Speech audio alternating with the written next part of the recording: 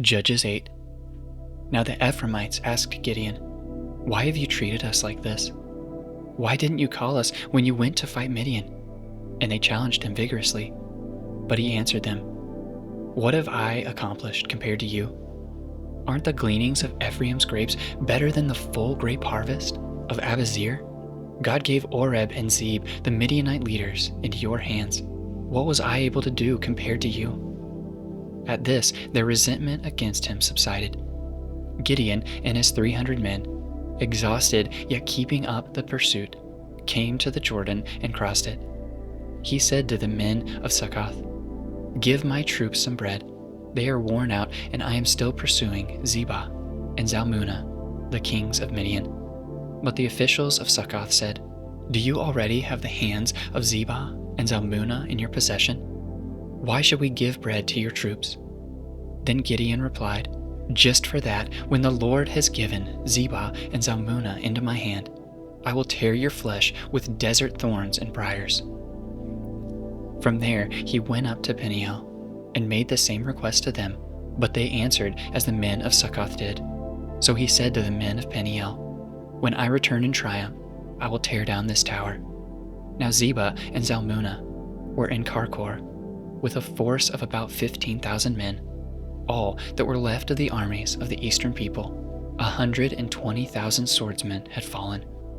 Gideon went up by the route of the nomads, east of Nobah and Jogbehah, and attacked the unsuspecting army. Zebah and Zalmunna, the 2 kings of Midian, fled, but he pursued them and captured them, routing their entire army. Gideon, son of Joash, then returned from the battle by the pass of Ares.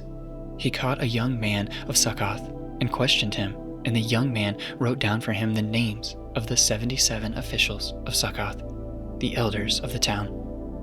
Then Gideon came and said to the men of Succoth, "Here are Zebah and Zalmunna, about whom you taunted me by saying, 'Do you already have the hands of Zebah and Zalmunna in your possession? Why should we give bread to your exhausted men?'" He took the elders of the town and taught the men of Succoth a lesson by punishing them with desert thorns and briars. He also pulled down the tower of Peniel and killed the men of the town. Then he asked Zebah and Zalmunna, "What kind of men did you kill at Tabor?" "Men like you," they answered, "each one with the bearing of a prince." Gideon replied, "Those were my brothers, the sons of my own mother.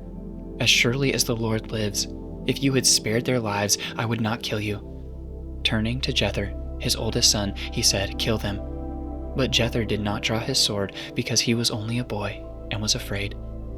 Zebah and Zalmunna said, "Come, do it yourself.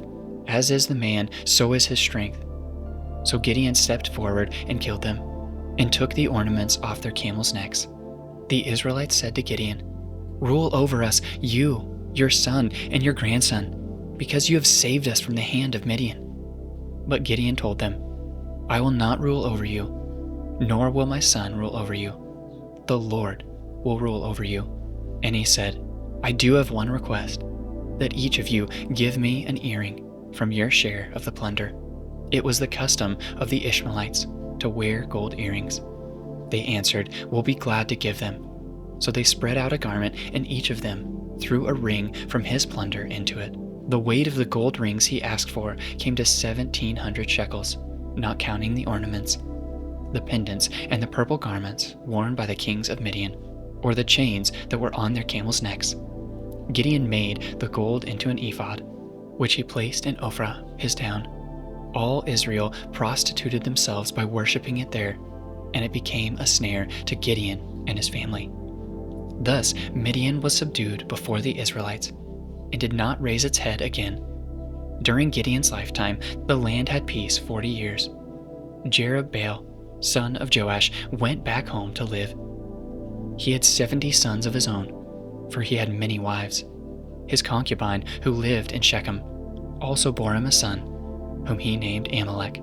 Gideon, son of Joash, died at a good old age, and was buried in the tomb of his father Joash in Ophrah of the Abazarites. No sooner had Gideon died than the Israelites again prostituted themselves to the Baals. They set up Baal Berith as their god, and did not remember the Lord their God, who had rescued them from the hands of all their enemies on every side. They also failed to show any loyalty to the family of Jerubbaal, that is, Gideon, in spite of all the good things he had done for them.